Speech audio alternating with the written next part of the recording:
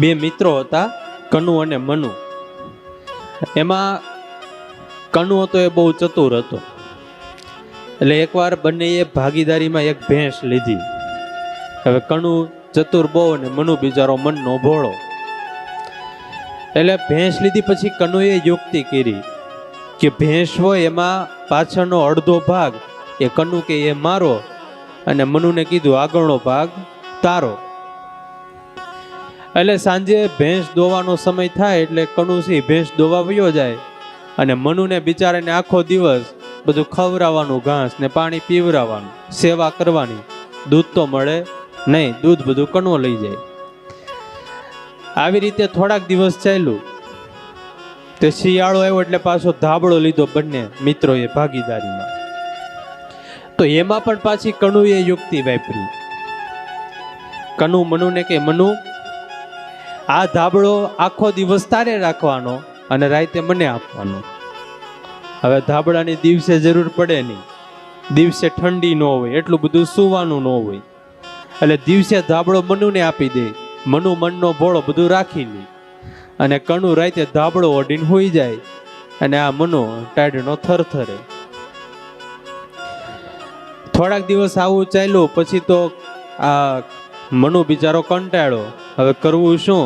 એક તો દૂધે મળે નહીં, અને આખી રાત ઠંડી સહન કરવાની. એટલે કોઈ સાધુ મહાત્મા એમની પાસે ગયો અને જઈને વાત કરી કે આવી રીતે મેં ભાગીદારીમાં ધાબળો લીધો, પણ મહારાજ હું આમાં છેતરાઈ ગયો છું. ભેંસ લીધી તો ભેંસમાં પણ છેતરાઈ ગયો. ભેંસમાં દૂધ ઓલો કનુ લઈ જાય, અને મારે ખાલી એને નીરણ ખવડાવવાની, એને ઘાસ ખવડાવવાનું રહે, પાણી પીવડાવવાનું રહે.